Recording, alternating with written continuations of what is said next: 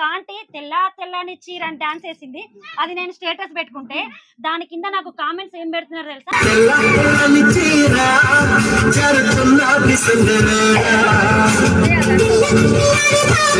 గణపతి దగ్గర ఆంటీలు చూడుపో, పిల్లలు చూడుపో, మగవాళ్ళు చూడుపో, అడ్డమైన పాటలకు డాన్స్ చేస్తున్నారు.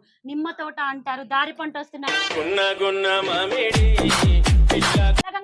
నిజంగా ఇప్పుడు ఉంటే నేను ఎందుకు గణపతి ఉత్సవాలు పెట్టానా అనుకునేలాగా చేస్తున్నారు మన కరెంటు వైర్ని డైరెక్ట్ పట్టుకుంటున్నాడు, అదేదో తాడన్నట్టు. వాడు పాపం చేసి వాడు చనిపోయి నింద ఎవరి మీద వేస్తున్నారు? దేవుడు నిమజ్జనంకి పోతే మా వాడు చచ్చిపోయాడు. శ్రీ మాత్రే నమః. సరే, నా పేరు ఇక్కడ చాలా మందికి తెలుసు, సుధా. మనది వచ్చేసి మోక్ష ధర్మ ట్రస్ట్. చెప్పాను కదా, మేము ఏం చేస్తూ ఉంటామంటే హిందూ జాగృతం ఎక్కువ చేస్తూ ఉంటాం. అంటే హిందువులందరూ ఐక్యతతో ఉండాలి, వేరే మతంలోకి వెళ్ళొద్దు అని చెప్తా ఉంటాం. అలాగే వేరే మతంలోకి వెళ్ళిన వాళ్ళని తిరిగి తీసుకొస్తూ ఉంటాము. ఓకే, ఇది మా పని. ఇట్లా ఒక ఊరికి కాదు, ఇంటింటికి తిరుగుతూ ఉంటాం, వేరే జిల్లాలకు కూడా వెళ్తూ ఉంటాం. ఓకేనా అమ్మా? ఓకే, ఇక్కడ అందరు దేనికోసం వచ్చారు?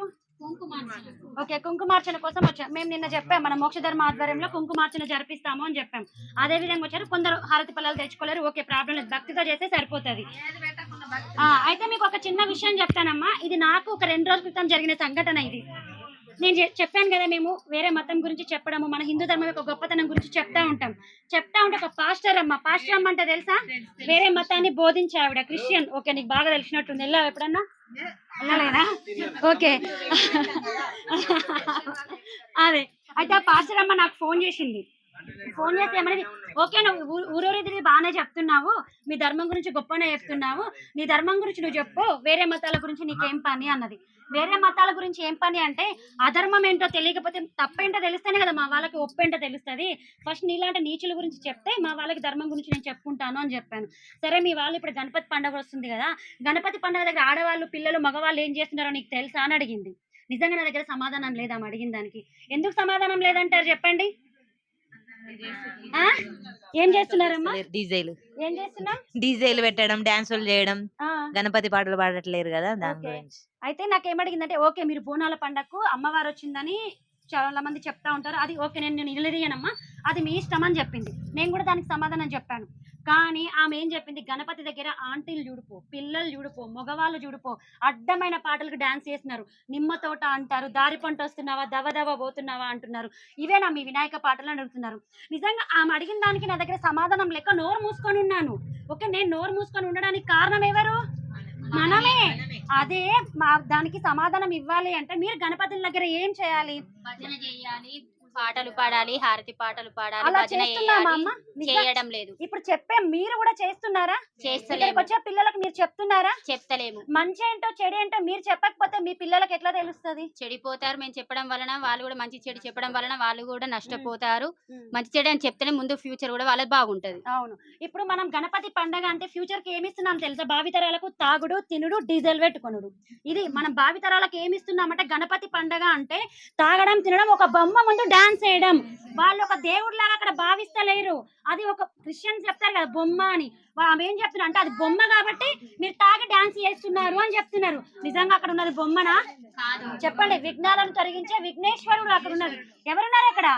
మన పాపాలను పోగొడతాడు, మన విఘ్నాలను, మనకు వచ్చే అపాయాలను తొలగొట్టే విఘ్నేశ్వరుడు దగ్గర ఆ పాటలు. నిన్న నేను ఒక స్టేటస్ పెట్టానమ్మా.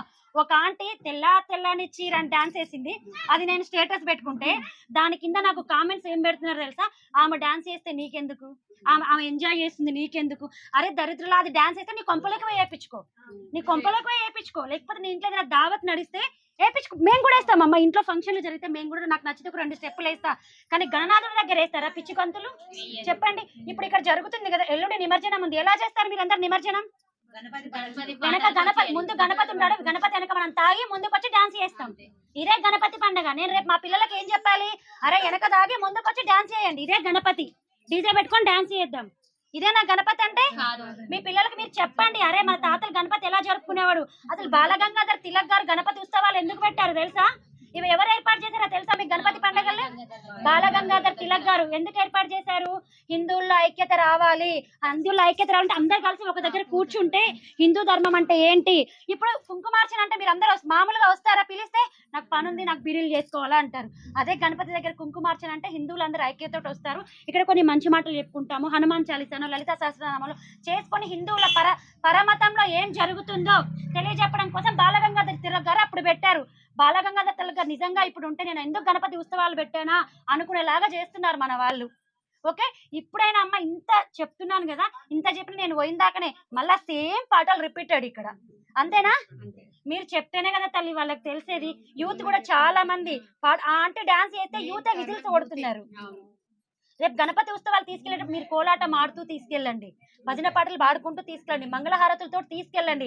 ఆయన కూడా బాధపడతాడు, ఇన్ని రోజులు నన్ను పూజించి ఇంత భ్రష్టు పట్టిస్తున్నారు, నా దేవుణ్ణి, నన్ను దేవుడి నామాన్ని భ్రష్టు పట్టిస్తున్నారు అనేసి. అయితే ఆ క్రిస్టియన్ ఆమె ఏమడిగిందమ్మా, మీకు మొత్తం కంప్లీట్ చేయలేను కదా, నిజంగా ఆయన దేవుడు అయితే వాళ్ళకి భయభక్తులు ఉంటే అలా చేస్తారా? ఒక చర్చిలోకి రండి, చర్చిలో ఎక్కడన్నా గలీజ్ పాటలు వినపడతాయా? పాస్టర్ గర్జిస్తాడు. అక్కడ పాస్టర్ ఏం చేస్తాడు? అది అబద్ధం, బైబిల్ అనేది అబద్ధం. అయినా సరే వాళ్ళలో భయాన్ని పుట్టించాడు, దేవుడు వాళ్ళని శిక్షిస్తాడని భయాన్ని పుట్టించాడు. కానీ మన గణనాథుడు నిజం. ఓకే, ఈయన ఒక ప్రకృతిని మనం ఆకృతిగా చేసి నిమజ్జనం చేస్తాము. మరి మీకు భయం లేదా? భక్తి లేదా? నిజంగా భయభక్తులు మీ పిల్లలకు చెప్తారా? మీ భర్తలకు కూడా చెప్పండి, భర్తలు కూడా తాగి డాన్స్ చేస్తారు కాబట్టి మీ పిల్లలతో పాటు మీ భర్తలకు, మీ కొడుకులకు అందరికీ చెప్పండి, ఆడపిల్లలు కుప్పి గంతులు వేయద్దు, నిమజ్జనం రోజు మంచి సాంప్రదాయ బట్టలు వేసుకోండి, జీన్స్ తోటి అలో లేదు అని చెప్పండి. అర్థమవుతుంది? మన ధర్మాన్ని మనమే భ్రష్టు పట్టించుకోవద్దు. ఎందుకంటే ఒక కొడుకు గాని ఒక భర్త గాని ఒక చెడిపోతున్నారంటే దానికి కారణం ఎవరు? ఆడవాళ్ళే. ఇంట్లో వాళ్ళు సరిగ్గా ఉంటే వాళ్ళు అలా తప్పు చేయరు. అలా ఇప్పుడు వాడు అక్కడ డాన్స్ చేసిన నువ్వు 4 వరకే అనుకో, నెక్స్ట్ టైం వాడు డాన్స్ చేస్తాడా? అరే దేవుడు సినిమా దేవుడి పాటలు చాలా ఉన్నాయమ్మా, వాటికి చేయమని చెప్పండి డాన్స్. ఎవరైనా వద్దంటామా? ఎంతసేపైనా డీజల్ పెట్టుకొని చేయమండి, ఎవరు వద్దంటానా? మీరన్న తల్లి నిమజ్జనం రోజు మీరు ముందుండి వాళ్ళని నడిపించండి.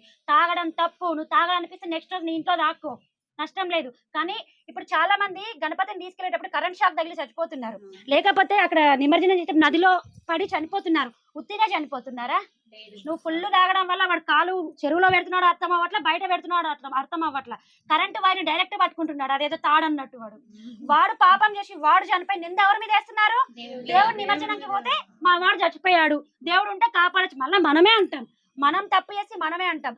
దేవుడు ఊరుకోవచ్చు, నా పిల్లలే కదా తెలియక తప్పు చేశారు అనేసి. కానీ కర్మ ఊరుకుంటుందా? ఏదో రకంగా బాధ పెడుతుంది. ఇప్పుడు మీ పిల్లలు వేసే డాన్స్ చూసి మీరు మురిసిపోతున్నారేమో, కానీ ఆడికి ఫ్యూచర్ లో చాలా నష్టపోతారు. వాళ్ళే కదా మీ కుటుంబం మొత్తం నష్టపోతుందమ్మా ఏదో ఒక రకంగా. ఇప్పుడు నీకు డబ్బు ఉండొచ్చు, ఆస్తి ఉండొచ్చు, కానీ రేపు ఏదో రకంగా నువ్వు నష్టపోతావు. దానికి కారణం ఎవరు? నీ కర్మ. నువ్వే ఆ పని చేపిస్తున్నావు నీ పిల్లలతోటి. డాన్స్ వాడేసి అబ్బా మా పిల్లలు సూపర్ సూపర్ మనం మురిసిపోతా ఉంటాం. ఇంకా దాన్ని తీసి స్టేటస్. ఇది కరెక్టేనా? మీరన్నా ఇప్పుడు నిజమైన జిజియామాత, ఛత్రపతిని తయారు చేసిన జిజియామాత లాగా మీరు ఉంటారా, లేకపోతే దరిద్రులాగా ఉంటారా? జిజియామాతలా ఉండాలంటే మీరు స్ట్రిక్ట్ గా ఉండాలి, సరేనా? ఇప్పుడు నేను చెప్పాను ఏదో మోక్ష ధర్మ వాళ్ళు వచ్చారు 4 మాటలు, నేను ఊరు దాటాగానే మళ్ళీ సేమ్ పాటలు రిపీట్ చేయకండి. మన ధర్మాన్ని నాశనం ఇతరుల ముందు మనల్ని నవ్వుల పాలు చేయకండి. మసీదులో కానీ చర్చిలో కానీ ఎక్కడ అసభ్యకరమైన పాటలు వినిపించవు, ఒక్క మన గణనాథుని దగ్గరే వినిపిస్తున్నాయి. అది పాన్ షాపు అర్థం అవ్వట్ల, గణపతి మండపాలు అర్థం అవ్వట్ల చాలా మందికి. సరేనా? గణపతి మండపాలు అంటే అర్థం ఏంది?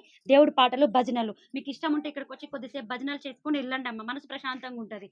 సరేనా తల్లి? ఇంత చక్కటి అవకాశం ఇచ్చిన ఈ ఊరు కమిటీకి, ఇది ఏంటంటే శ్రీ లక్ష్మీ నరసింహస్వామి. ఓకే, శ్రీ లక్ష్మీ నరసింహస్వామి గణేష్ మండలి వాళ్ళకి చాలా ధన్యవాదాలండి. చెప్పింది పాటించండి, ఓకేనా? జై శ్రీరామ్, జై బోలో గణేష్ మహారాజ్ కి, గణపతి పప్పా.